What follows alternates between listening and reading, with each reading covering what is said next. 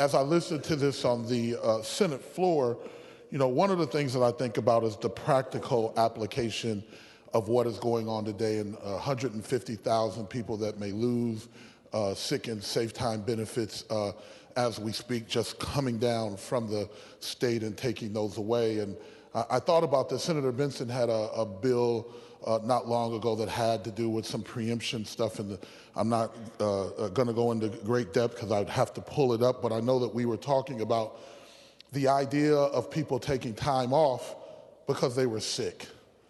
People taking time off because they didn't feel well and that they didn't go to work. And I started thinking about that in the context of even cuts that are happening in the proposed majority bill around the Department of Health, and how do we keep people safe? And if people come to work and they're sick, could they pass that on to folks? And it just kind of occurred to me that those are things that we might want to think about as we think about the state just unilaterally coming down and taking these things away from the local governments and the way in which they work. The one thing I will say is that someone talked about inconsistency around the state. Well, friends, members, we have inconsistencies around the state.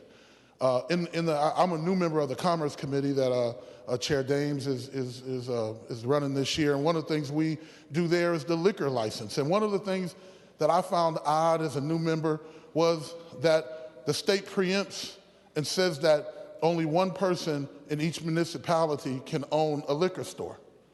So you can't own multiple liquor stores. You can own multiple grocery stores, but not multiple liquor stores. And so there is a bill that is sponsored or that I've gotten talked to by the grocers and other members of the business community that wants to lift that.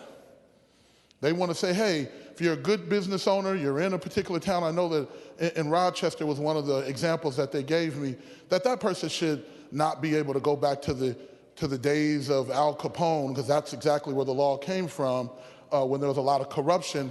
And a person should be able to should be able to own multiple businesses, even if it is in the liquor industry. But at the same time, Senator Engelbrechtson had a bill that said, well, the city of Minneapolis wants to not have plastic bags or to change the ordinance there because of environmental issues, and that's what they're saying. But we wanted to preempt that. So the same grocers, the same people came to me at the same day, at the same time, with two different issues on this issue of preemption. It just depends on their interest.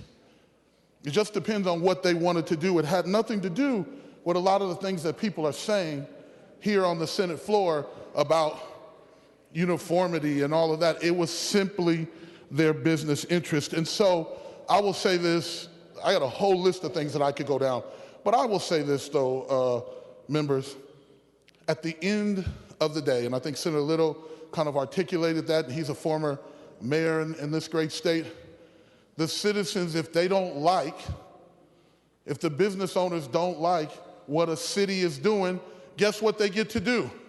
Vote them out. That's ultimately, in the city of Minneapolis today, all 13 council members and the mayor are up for re-election. The citizens of Minneapolis are making the decision on what their leadership is going to look like in the future. In the city of St. Paul, the mayor is up, or there's going to be a new mayor. The mayor's slot is open. They are making a decision today. They are methodically going through the process that we've all been through to make that decision. So ultimately, if we want to talk about what's best for communities, why not let those citizens make that decision?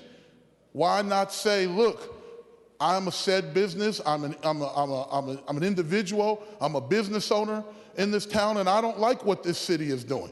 And I'm going to find somebody that agrees with me, and I'm going to put them on that town council, that city council, that county board, and I'm going to ensure that they don't pass these laws.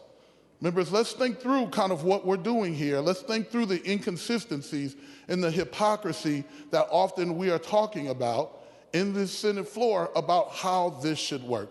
Members, I implore you that this bill is not ready for prime time. This is clearly a play from industry that says this is in my interest, and they're using us as a tool for their benefit.